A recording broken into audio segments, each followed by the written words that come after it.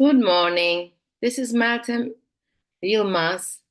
Today we will talk about the fundamentals of sustainability and lot 4, understand the need for global initiatives and treaties on sustainability and climate change.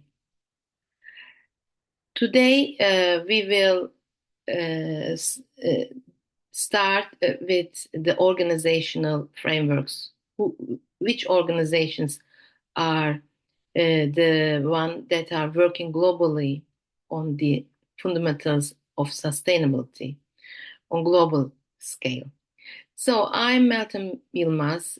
I have a biology degree, an undergraduate degree, and a forest engineering master degree. And I have an extensive experience in regional development in the field of local development, of increasing the regional disparity differences to cope with the increasing regional disparities and on national and regional scale. So it is a pleasure being here and working with the UK University on this field together and sharing the knowledge and the expertise as well to you all, the one that is participating in our coursework. So it is, of course, when we talk about sustainability, there are the policymakers and the actors, the global actors, which are working and dealing on it. So it is not a simple local level work. It is a corporate work.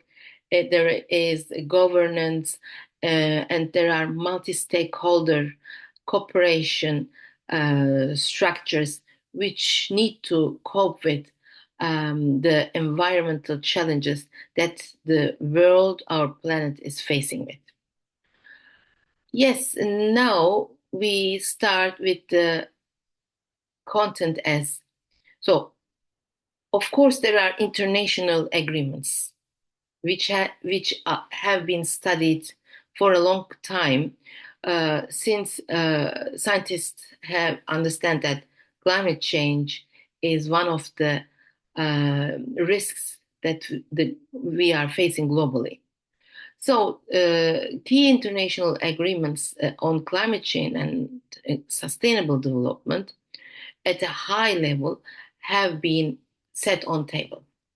So there are lots of agreements. So, but we will today talk about the one which are uh, very common and which are in use and which are really prioritized to on global and local level.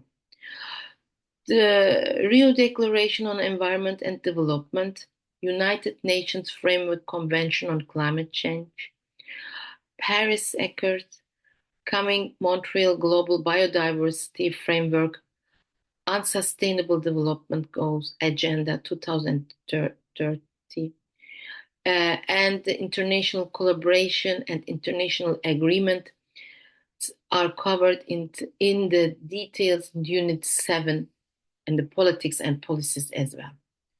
So, to understand the need for global initiative, why do we need global initiatives, treaties, and on sustainability and climate change?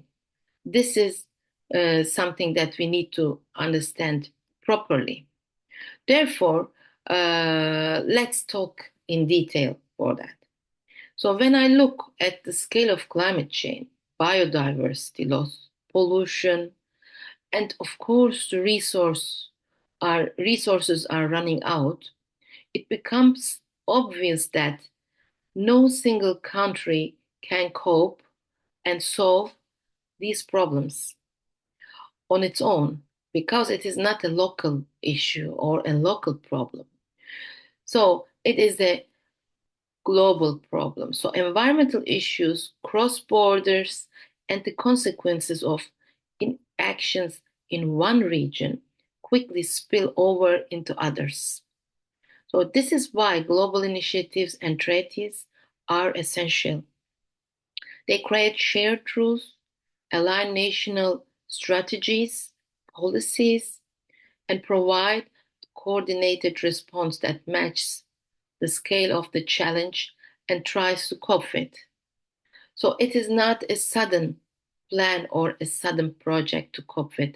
It is a long lasting roadmap that needs to be studied, planned, prepared, and funded. So global problems need global solutions. Climate change is driven by emissions released worldwide. So when countries such as China is producing a high amount of carbon dioxide, and this is emission, it is not even the atmosphere in China above. It is the atmosphere also in South America, North America, at the other part of the ocean. So climate change is driven by emission released worldwide, not just in one country. Biodiversity loss affects ecosystems that span continents. Plastics in the ocean travel all around across the currents and coastlines.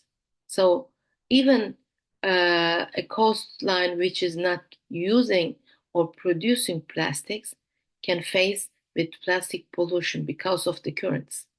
Without international agreements, countries may adopt weak environmental rules to maintain economic competitiveness. Creating a race to the bottom, treaties prevent this by setting minimum standards and shared goals. So, of course, there are developed countries, developing countries, and emerging countries. So, emerging countries and developing countries need funds to cope with that issues.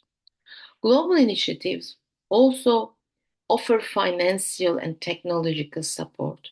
Many developing countries don't have the resources to invent in clean technologies or protect ecosystems on their own. International frameworks create mechanisms for funding, knowledge sharing, and capacity building so that all countries, regardless of income, can participate in the sustainability transition. Another reason global initiatives matter in accountability. Treaties create reporting requirements, targets, and monitoring systems that make progress transparent. This encourages countries to stay on track and gives the other nations the leverage to push for improvement. Without this external pressure, climate action often slips due to political cycle, economic interests, or competing the priorities. So countries have other priorities in personal. So it is a local scale when we are talking about priorities. However, when we are talking about climate change, this is a global priority. It needs to be put in the code in the first step. However, when countries face other priorities, it might be health, education, or as we talked yesterday about development. So maybe they will neglect the sustainable priorities. So finally, it is globally frameworks give businesses clarity and stability so that they can invest in a part where even there is no stability. So they need to get the offer that they need to know that there is stability. International standards help companies operate across the borders without facing any problems, conflict regulations.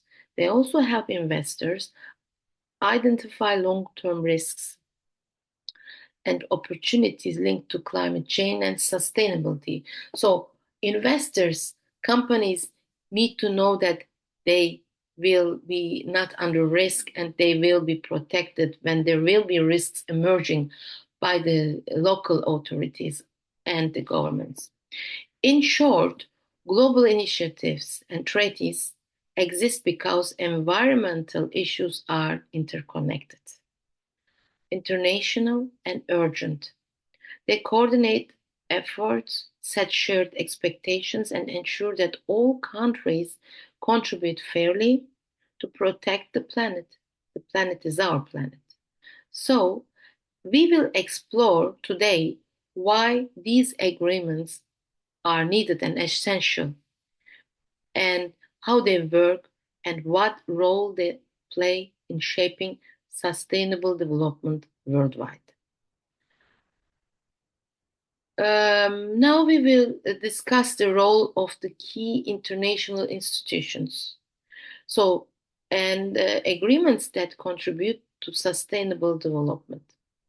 So, sustainable development depends on coordinated global actions, policies, strategies, and a number of international institutions and agreements provide the framework for that cooperation. These bodies set standards, create accountability, offer financial support, fundings, grantings, and push countries to work towards shared environmental and social goals. Their influence shapes national policies, business behavior, and long-term planning worldwide. So the balance and the equilibrium needs to be set on point so that the global scale priorities can be reached and the targets impacts can be reached. So the head of all these, the head institution of all these is the United States, UN. In short, the UN plays the central role in global sustainability governance. Its most important contribution in the Sustainable Development Goals, SDGs, a set of 17 goals covering climate, poverty, biodiversity, equality, water, energy, and responsible consumption. UN is the lead institution that is doing that all over the globally, and it is working on the basis of members. So the members are the countries, the governments. So the Sustainable Development Goals give governments and organizations a common agenda, a shared language for action. They guide national policies, international funding, and global partnerships. So there are also sub-institutions under the UN. So we will also go about and talk about them. So UNEP is the United Nations Environmental Program. UNEP leads global environmental monitoring, scientific reporting, and policy guidance. So it is the work which is done in UNEP. It provides research on climate change, pollution, biodiversity, and natural resources, helping governments make evidence-based decisions. So UNEP is the one which is working on the biodiversity and ecosystem under the UN. Another one is the United Nations Framework Convention on Climate Change, which is working on climate change. And the United Nations Framework Convention on Climate Change is responsible for international climate negotiations. Just we have seen and made a follow-up in Brazil about that. It provides the platform for countries to agree on emission targets, adaptation strategies, and climate finance. It hosts COP meetings, Conference of the Parties, where global climate policies are made. So let's talk a bit in detail. So the Paris Agreement, which started in 2015. So what it is about? The Paris Agreement is the most important global climate treaty. Its main purpose is to limit the global temperature in a minimum scale, to stop rising, even to limit the rising degree below 2, but ideally 1.5 centigrade. It requires countries to submit nationally determined contributions. So it means countries need to regulate their emissions. So this is done by the Paris Agreement. So their own emissions reduction plans and update them every 5 years with increasing ambitions. So there is, of course, a race against time. So what are included in the agreement, Paris Agreement?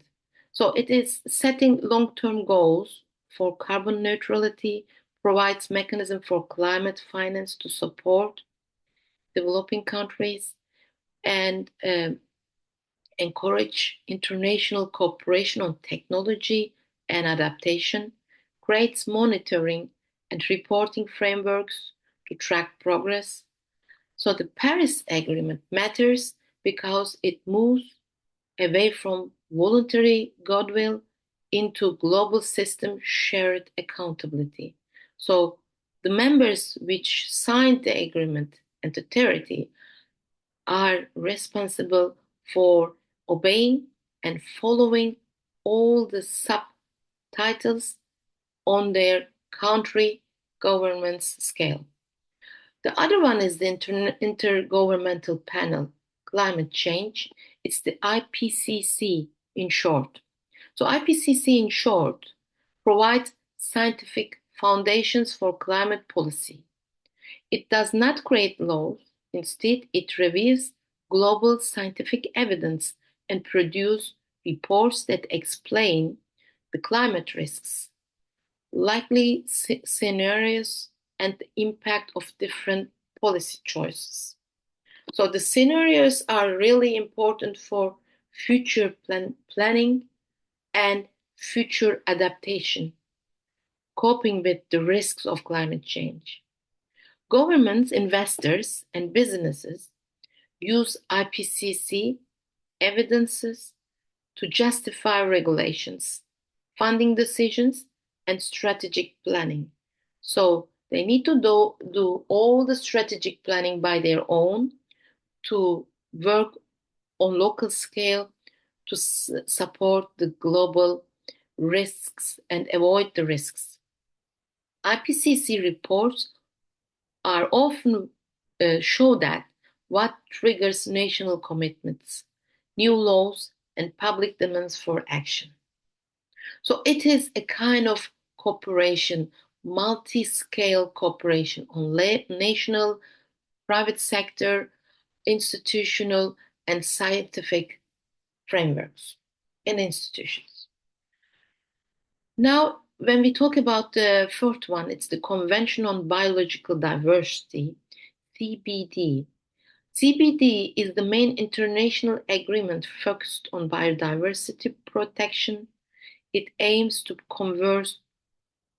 conserve ecosystems, use natural resources sustainable, and ensure that benefits from biodiversity, such as medicinal resources, certain plants, or endemic environments, or genetic materials, are shared fairly on the global scale. Its recent framework, the Kunming-Montreal Global Biodiversity Framework, sets clear global targets such as protecting 30% of land and oceans by 2030. So it is to put the issues which are under risk and to plan them and to develop the conservative plans. The CBD is critical because biodiversity loss is accelerating, and no single country can protect, cope ecosystems that cross borders. So the oceans are not country, they don't belong to the countries such as, or even the Antarctic, the South Pole or the North Pole, or the Amazons, which are in Brazil. So there is another kind of institutional structure, which is the World Bank and the International Monetary Fund, IMF. So these are financial institutions like banking. They influence sustainable development through funding and economic policy. So they support the local authorities and governments on economic basis by the way of funding, developing some funding programs for the emerging and developing countries. So let's talk about the World Bank. It finances renewable energy, climate resilience projects, sustainable cities, and environmental protection in developing countries. And it works project based. Its loans, grants, and technical support helps poorer nations transitions to sustainable infrastructure.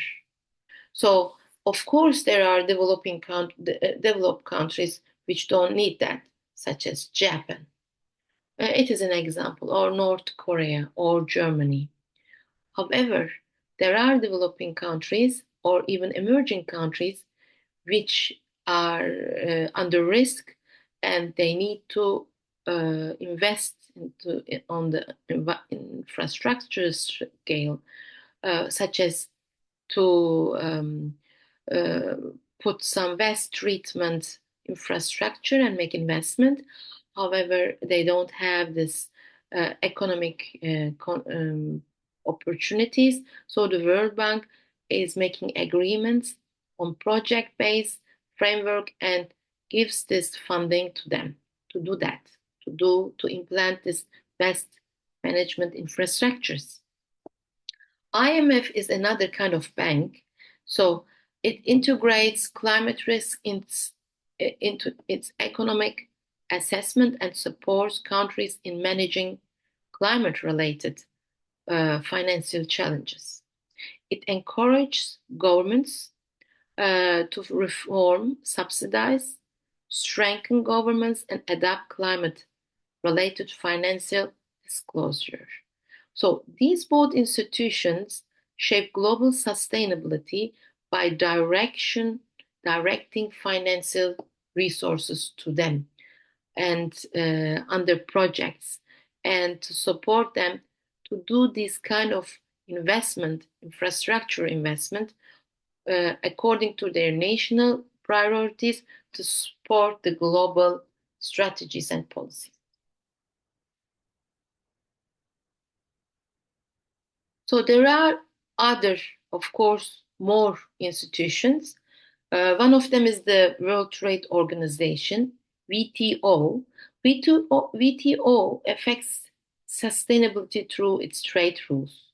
While not an environmental body, it's regulating trade, impact the regulations of trade to increase the impact on sustainability, environmental standards, to put the trade and environmental standards and make a standard possible for every country on global scale.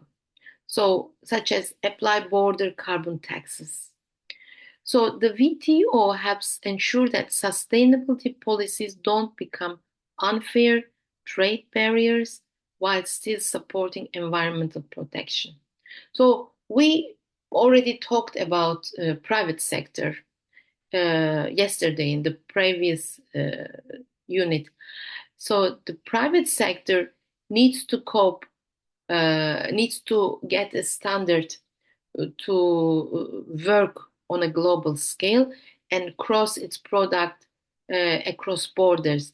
However, these standards are affecting the process of international business. So when the private sectors need this funding and cannot cope with that, and is not able to afford this standard, so the World Trade Organization is supporting this kind of sectors or even business models to increase the availability of their standards so that they can compete and continue their business. Otherwise, so it will be only the one in the business sector which has the affordability to get the standards. So standardization means certification, and certification needs investment. So regional agreements also are on set, and they are very popular, they are really working seriously. So one of them is the EU, European Union Green Deal. It sets ambitious emissions targets, circular economy laws, and biodiversity commitments for all EU member states. So it gives the funding opportunities all for these states to increase the standard in the priorities of the Sustainable Development Goals under the UN. Another one is the ASEAN drives cooperation on climate risks, disaster management, and sustainable agriculture. The African Union focused on land restoration, renewable energy access, and climate resilience. These regional frameworks help countries move together rather than acting alone and coping alone. It is also important to build cooperation on these bases to see how sustainable development goals achieved and the impacts as well. So the international institutions and agreements play essential roles in delivering sustainable development. So they set global standards, share goals, provide scientific evidence and monitoring, reporting, create accountability mechanism, offer financial and technical support, funding, loans, enable cooperation across borders. Without these global frameworks, national efforts would be fragmented, inconsistent, and far less effective. They ensure that sustainability becomes a coordinated long-term global project rather than an isolated local action. That is, it is increasing the standard of all the governments and countries on a global scale in a parallel motion so that the actions have an impact properly on the global scale. So it is increasing the standardization as well. So, of course, when we talk about to analyze the impact of international initiatives, treaties on policies of individual states and regions, we need to think about how powerful it is when it is working on regional policies and on local scale as well. So there is a standard on global scale. It needs to be taken on the local and regional scale. So the influence of how governments set laws, design the strategies, spend public money, regulate industries, and work with businesses. Because environmental issues cross borders, individual states cannot act alone. That's the reality, without risking economic disadvantages or ineffective outcomes. So governments maybe need to put priorities on other issues than on global climate change. or even sustainable development goals. So global agreements create a level playing field and push governments to align with shared sustainability goals. So they establish clear targets that states must incorporate into national laws. So treaties like Paris Agreement require countries to set national determined contributions. These targets guide domestic policy on emission reduction, energy transition, transport, agriculture, and industry. Countries introduce national carbon budgets. So the countries have their own budget normally, and they need to put some budgets into the carbon budgets, net zero regulations, and regional authorities design climate adaptation plans, and they need to get funding or budget from the central government. So energy systems show shift towards renewables. So this is also another kind of investment. So it needs to be supported by national authorities and the central government budget, country budget. So therefore, it is important to see how countries' governments cope with turning their uh, energy resources production way to renewables. Do they need fundings?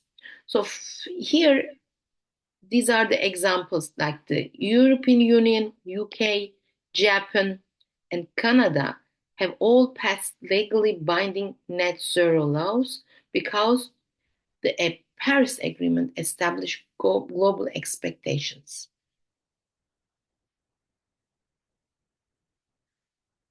So when we talk about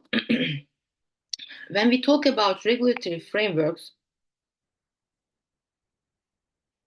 and environmental standards, global agreements, of course, force countries. So therefore, some countries don't want to sign the agreements, and the environmental they have other priorities. So they step back. This is also a challenge and a conflict on global scale. So global agreements force countries to update their environmental policies. So such as what kind of policies we are talking about? It is air quality regulations, water protection rules, waste management laws, biodiversity protection framework, restriction on harmful chemicals. So the Convention on Biological Diversity, CBD, has pushed governments to go on these kind of regulations and work out and standardize them to the daily and yearly basis. So to expand protection areas like the ecosystems which are fragile, which are under risk of loss, and to regulate deforestation and strengthen species protection laws. So the Montreal Protocol on ozone depletion substances lead to global bans on the CFC, forcing every country to change industry standards to cope with the ozone layer loss. So this is, of course, a big commitment. It is a big network cooperation, and the standardization needs to be done on all the global scale under the governmental basis as well. However, there are, of course, conflicts, and there are all uh, and there are some countries don't want to invest in such kind of updates and environmental policies. So the other thing is, of course, um, these issues shape economic and investment policies as well. So international sustainability commitments strongly influence national budgets, taxation, and investment priorities. So many governments now offer subsidies for renewables and energy efficiency. So they support the using and the investment of renewables and energy efficiency technological instruments, impose carbon taxes or emissions trade systems, invest in low carbon infrastructure and green jobs, redirect public funds away from fossil fuels.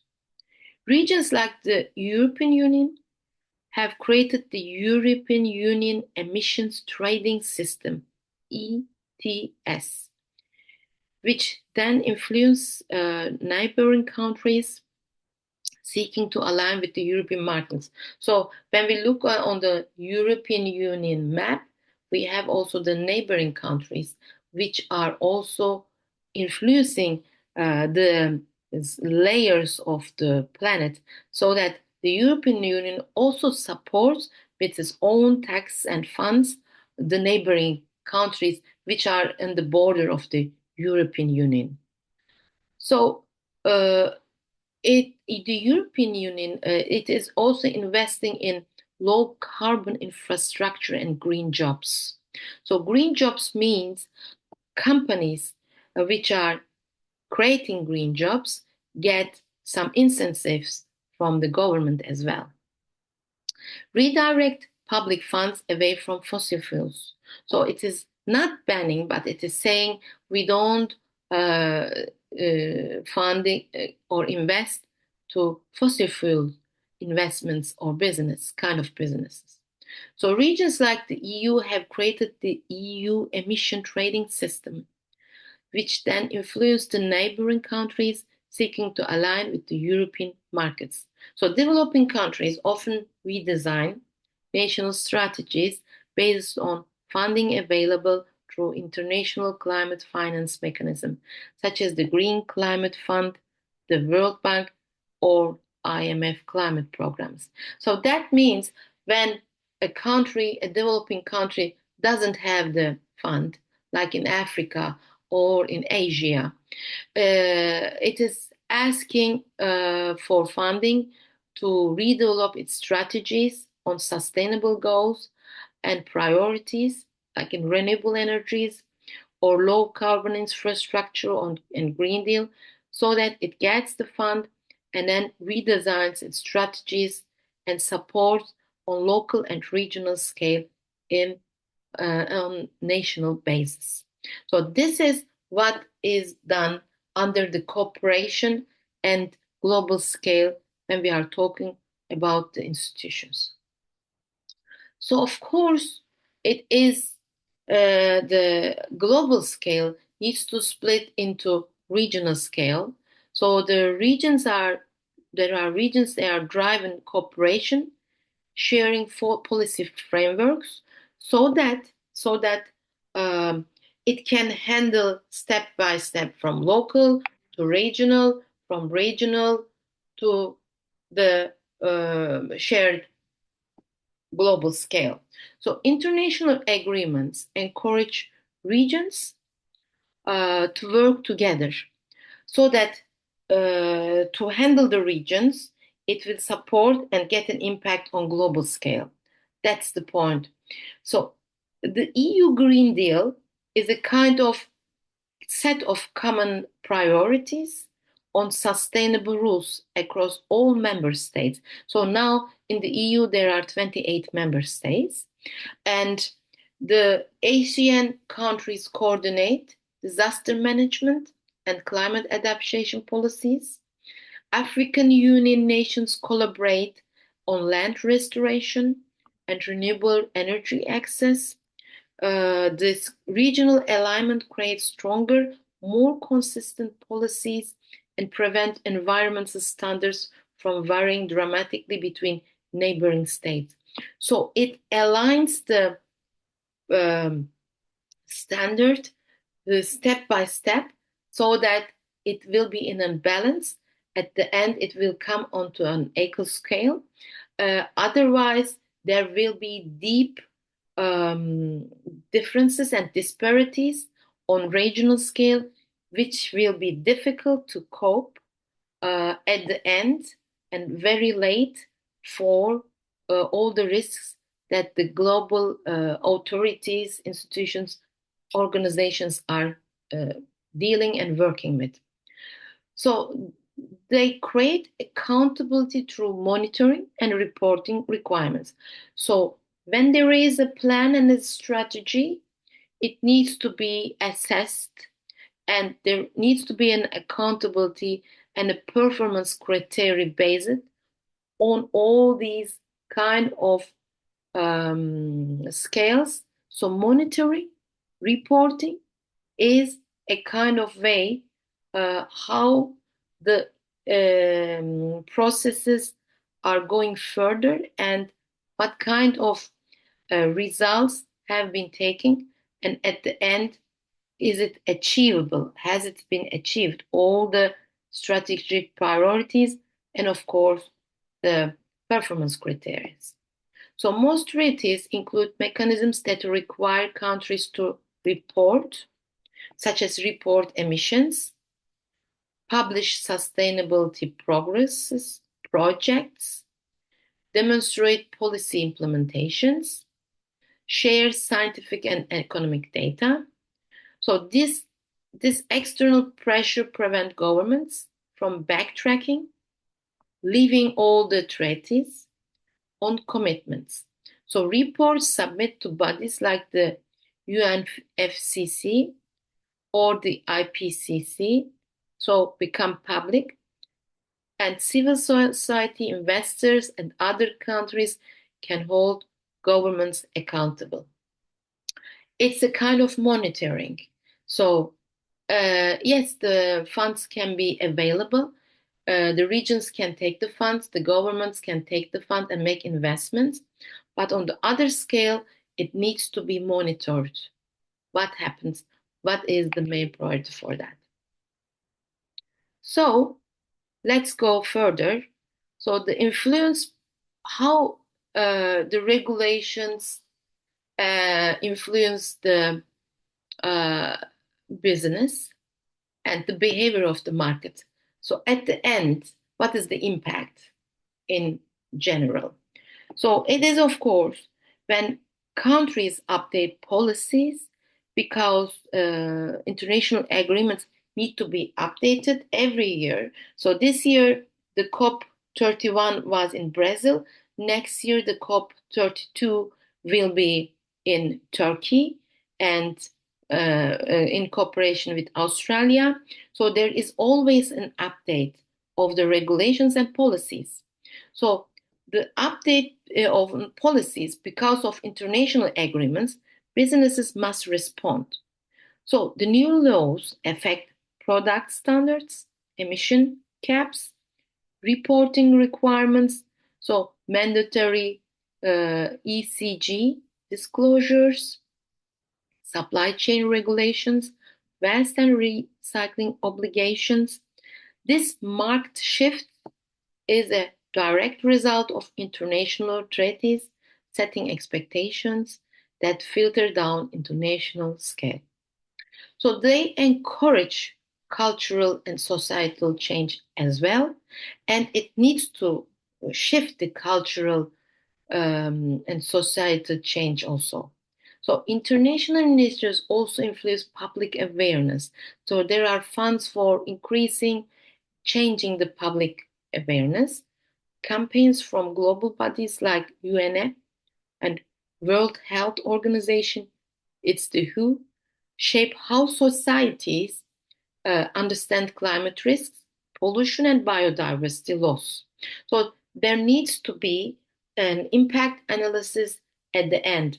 So if there are some carbon emission problems in that region and the atmosphere and the air pollution has high risks on the ecosystem and the society, it needs to be measured regularly, and the change needs to be measured as well.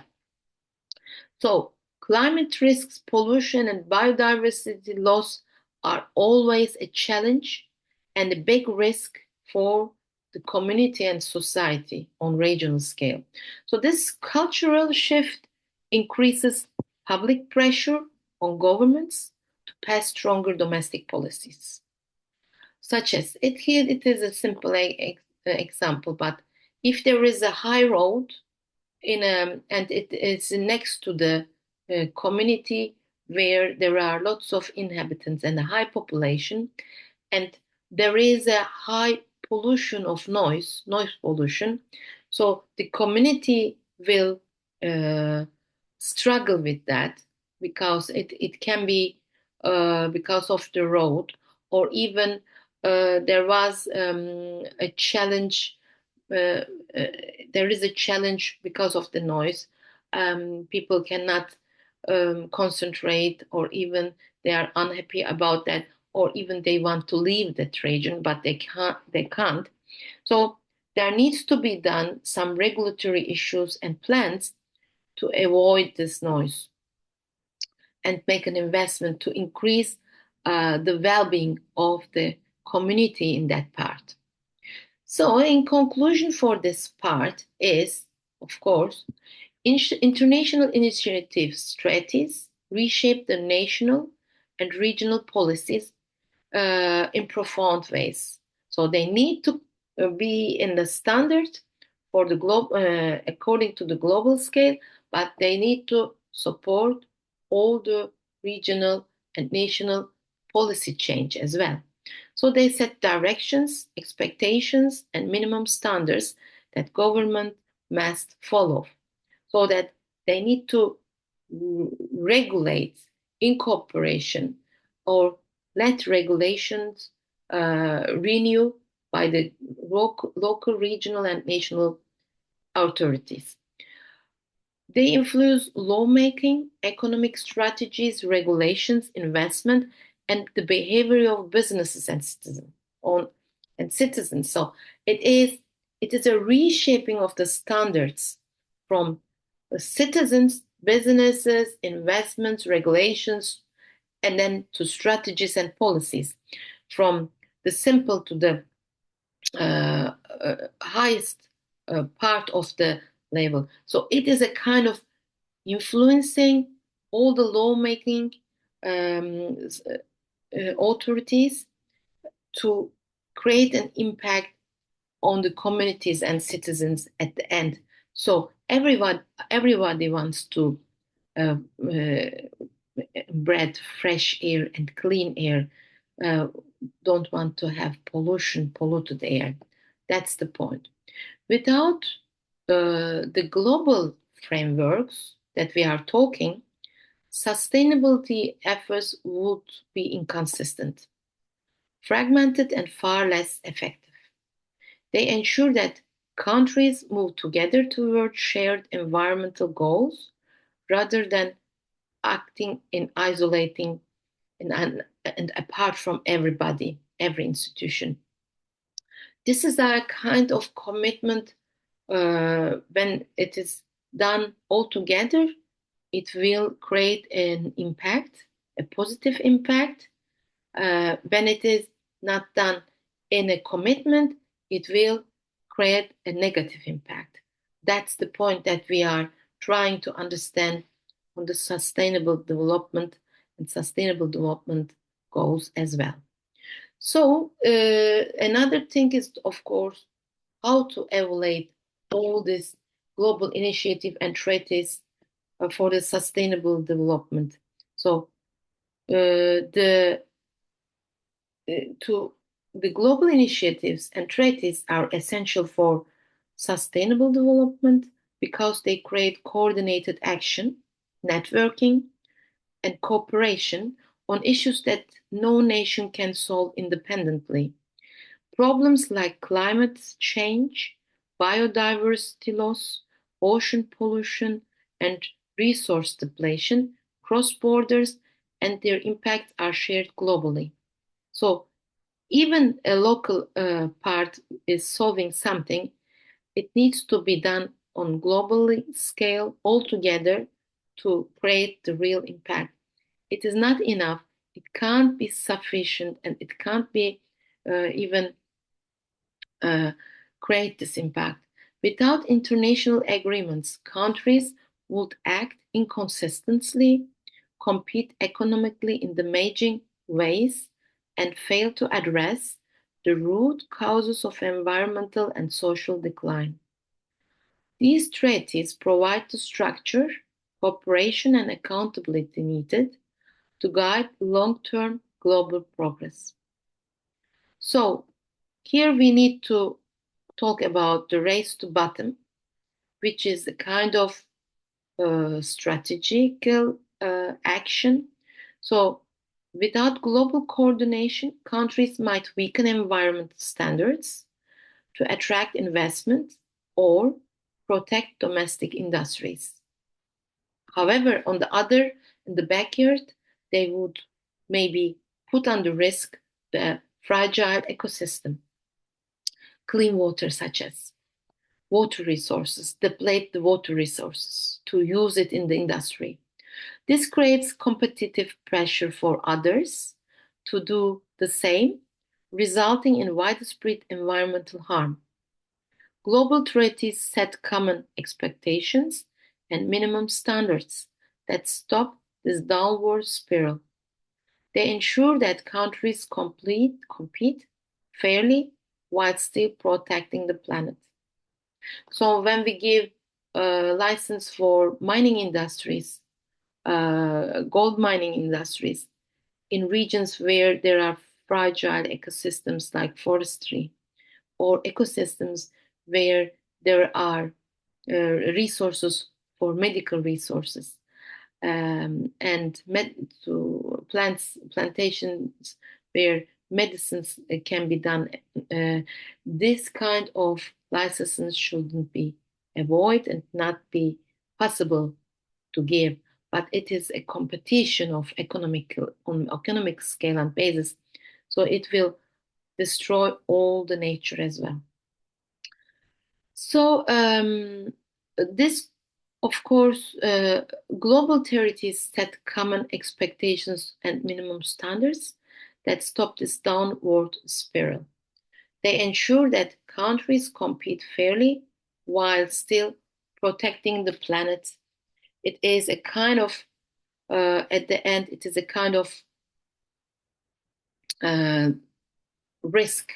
So, what are we doing for this? They align global priorities and create a shared direction. So, sustainable challenges require alignments. Initiatives like the Sustainable Development Goal give the world a collective roadmap with targets for poverty reduction, clean energy, biodiversity protection, health education, and climate action. These shared directions help government, businesses, and NGOs, non-governmental institutions, and international organizations coordinate efforts instead of working in silos. It also ensures that sustainability becomes a long-term global priority rather than a temporary domestic policy. So they support developing countries, ensure fairness. Many developing nations face the greatest environmental risk despite contributing the least to global emission and resource depletion. They often lack the financial capacity or technology to shift to renewable energies, manage waste, protect ecosystems, or develop climate resilience infrastructures. Global agreements create funding, technology transfers, and capacity building mechanisms. The Green Climate Fund is an example, adaptation finance under the Paris Agreement. These mechanisms ensure that all countries, regardless of income, can participate in sustainable development by getting and reaching to the funding resources.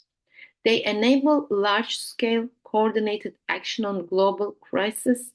So, climate change and biodiversity loss require collective action, as we stated before.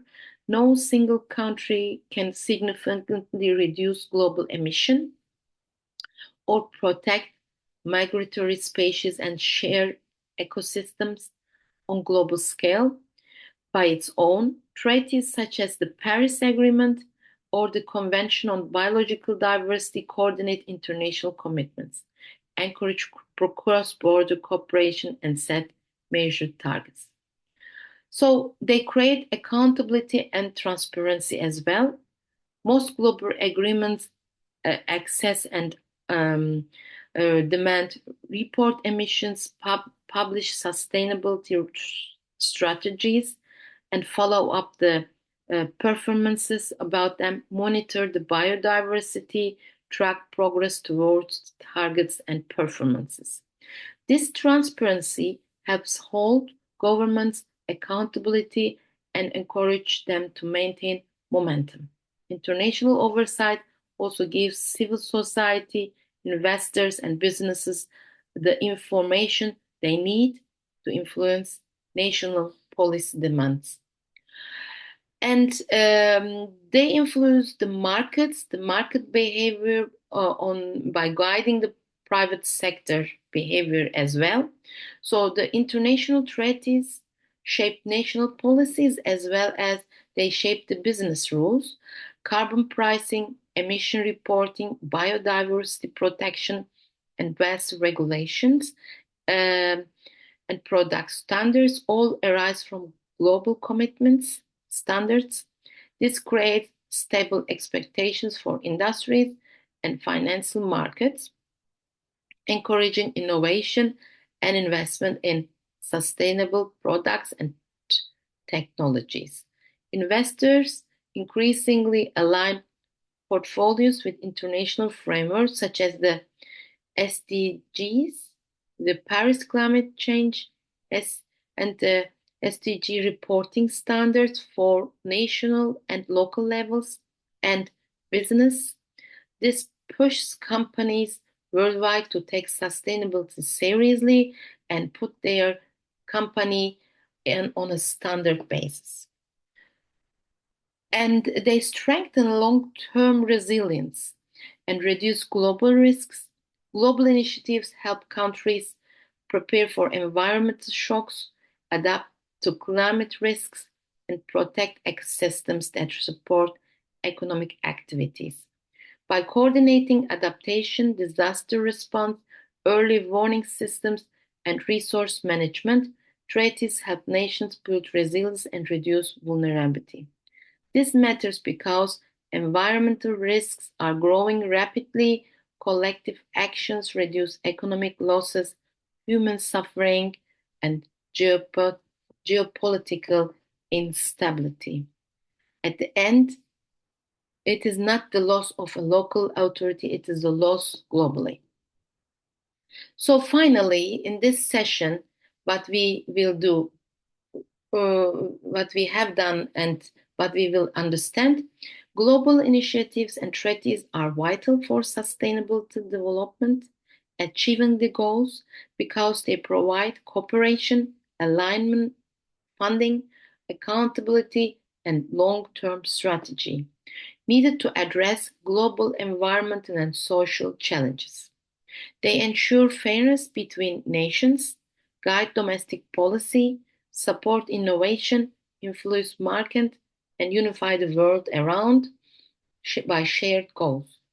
Without them, sustainability development would be fragmented, slow, and ultimately insufficient for the targets that we are expecting, tackle the scale of the problems humanity faces, accelerate them. So we have, of course, references at the end. They are really, really good for reading. And I would like to share, Daliela, the United Nations. This is the United Nations page where we have the United Nations Development Goals as well. I would like to share this page with you. The United Nations Sustainable Development Goals. Yes. Thank you. And it is, there are 17 goals to transform our world. So I would like to ask from you to read them and then to understand and at the end to send me a presentation about them if it is possible, if you have time. It's 11 hours. And at the end, it is, do you have any question? Thank you. All is clear. Thank you. Okay, Appreciate okay. your efforts. Welcome, welcome. So let's see you next session next week. So I wish you all the best. Bye. Yeah, you too. Thank you. Bye. Bye.